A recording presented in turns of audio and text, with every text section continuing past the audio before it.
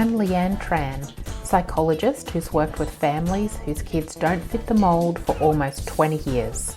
I've worked with children for decades, but I know parents are the real change makers when it comes to their kids. Having 3 kids of my own means I know it's not easy. Parent Like a Psychologist is all about simplifying how you support your kids with psychology information filtered through years of experience to take you from overwhelmed to confident. Come on in. Hello again. Thank you so much for joining me. We're up to the 4th episode in the series about managing behaviour. And today I'm going to talk about what to do if your child is defiant or aggressive. That's something that can be really stressful as a parent to handle. So I'm going to talk about ways to think about it in the moment, but also ways to think about prevention of this stuff as well, like in everything I talk about. And then also adapting for kids who don't fit the mold, autistic kids, ADHDers. Actually, I might even mention kids with anxiety as well, because sometimes this happens and it's not what it seems. So the questions I get asked a lot about defiance and aggression is, first of all, what do you do to address it? And then secondly, what are the causes of these kinds of behaviour? So I'll talk a bit in a moment about how to address the defiance, but I want to talk a little bit about what the causes might be. Sometimes for defiance, it's going to be normal because kids, as they grow, are designed to become more independent. So there will be a level of that defiance that's developmentally normal as kids become their own person and don't want to listen to their parents as much as they used to. If they ever did want to listen to us, I'm not sure. And I think just note that how much these defiance is happening. So is it occurring frequently? Is it really serious? And does it seem to be increasing? That's when I would start to think about maybe approaching things differently as a parent. If it happens every now and again, I think that's probably normal. Defiance can also fluctuate as well. So when kids are more stressed, they're more likely to act out, and that could be something to do with it as well. Sometimes kids are defiant for different underlying reasons, and so perhaps they have ADHD and it's more difficult for them to control their actions and their emotions. Or sometimes kids are avoiding demands and that kind of thing, particularly in autistic kids that can be common. Or even in some kids there is just a higher level of defiance that comes from either how they're wired or how that interaction with you as a parent is working out. So defiance is one area where you can put some of this advice into practice and see if it helps. But if it's a continual pattern and you're continually struggling with it, I do think getting help from a psychologist who can talk about your individual experiences and dig a bit deeper to work out what's happening will be really helpful.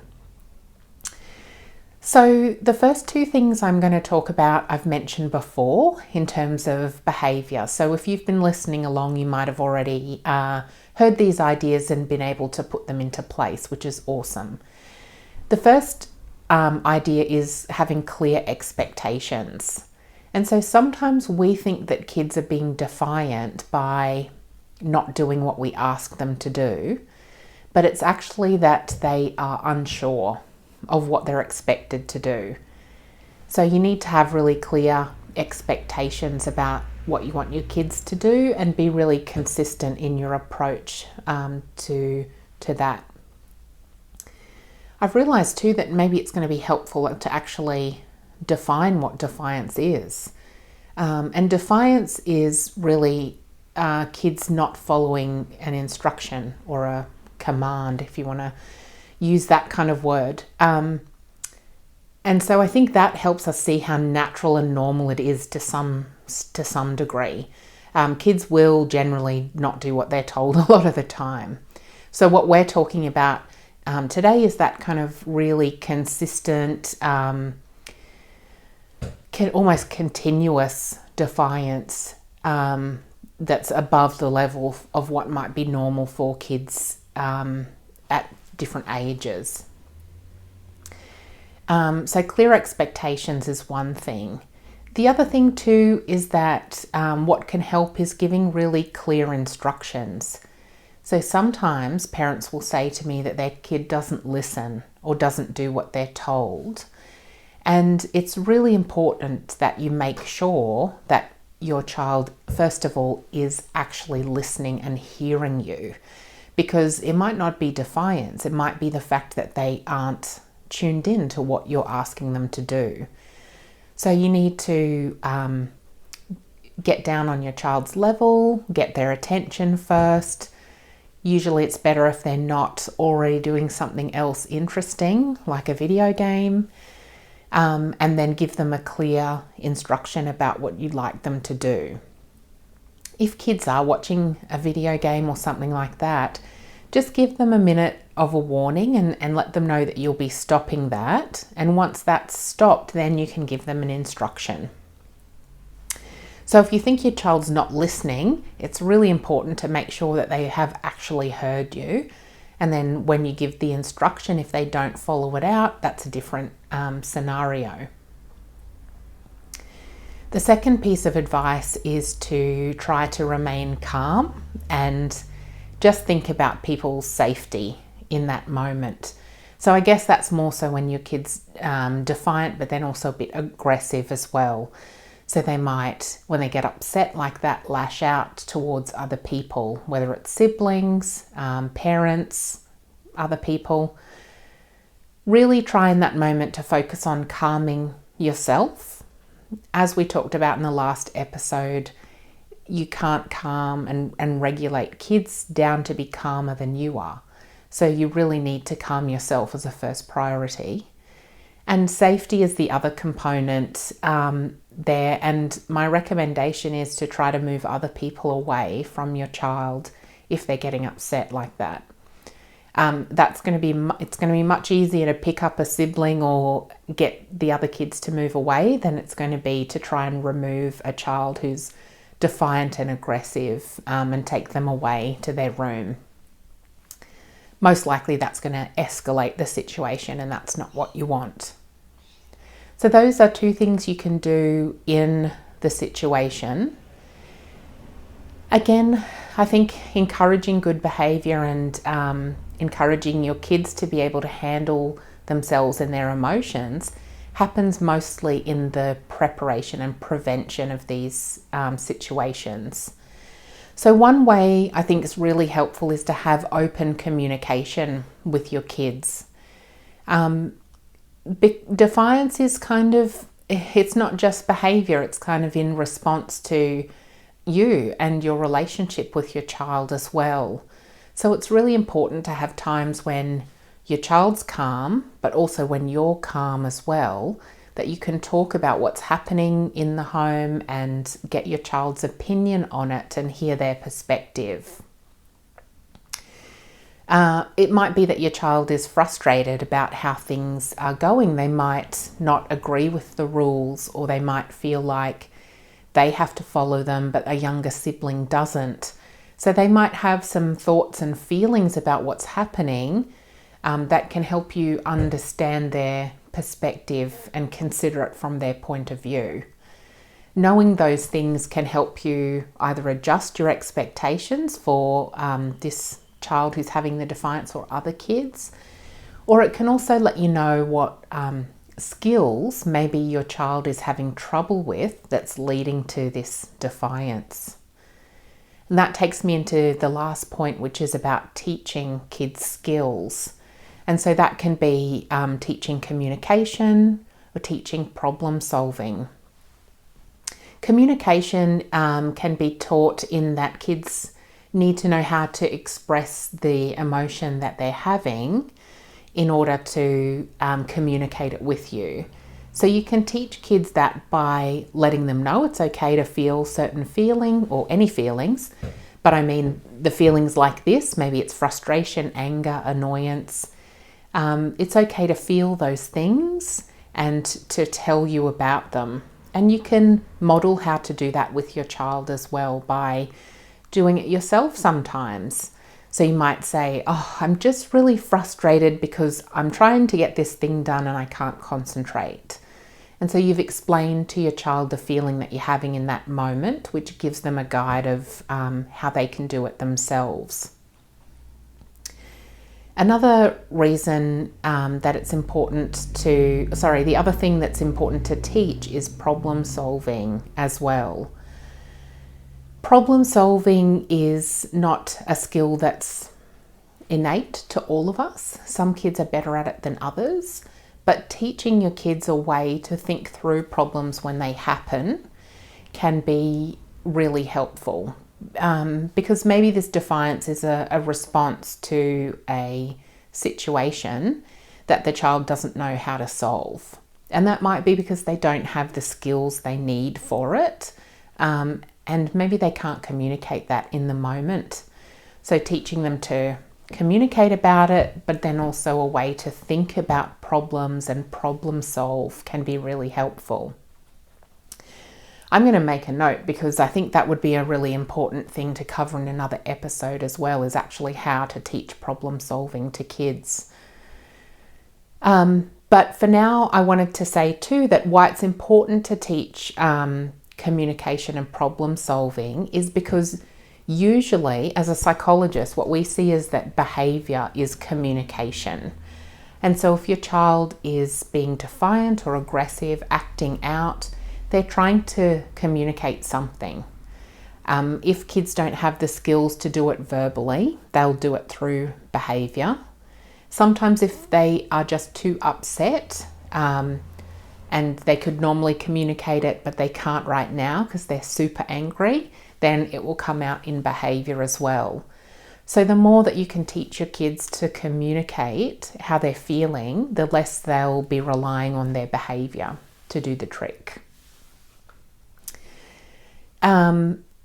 So as I mentioned before too, if putting these things in place is not really leading you to a place of calm where you feel like, you're connecting and understanding your child and helping them through it, then it's something that's worth seeing a psychologist about for some help.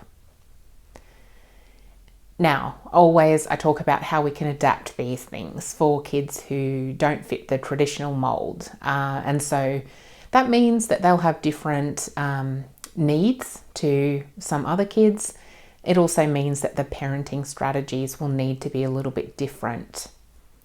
So where kids have ADHD, sometimes it's really important for you as a parent, actually always, it's important for you to learn about ADHD and how that changes the way kids do things. And so there's a couple of differences that leads into their behaviour. And one of the things is that kids are generally more impulsive, which means they act before they think. And they don't necessarily have as well developed organisational skills, so executive functioning. So that means being able to plan and problem solve and that kind of thing. So sometimes what you might see as defiance, which is not following an instruction, could be a difficulty with actually having the ability to carry out the task. So learning a lot about ADHD yourself is going to be helpful in that. It's going to help you understand your child, and from understanding comes empathy, but also it's going to teach you what your child needs in that moment. As I mentioned before, behaviour usually happens for a reason as well. And so, oh no, I didn't mention that. I said it's communication, which is true. The other thing is that it always happens for a reason as well. Kids generally don't tend to do things for no reason. None of us really do that much. So it's usually serving some kind of purpose for the child. And that's what we call function of behaviour. And so it means, what is the purpose of it, or what's the child getting out of the behaviour? And we also think about what they're communicating with the behaviour as well. So going into that a bit further is useful when kids have ADHD or autism. That's something that you can do with a psychologist or other professionals as well. But my advice to you that you can carry out as parents is to just think about, what is the reason underlying the defiance or the aggression? What is my child getting out of it? And what might they be communicating through doing this?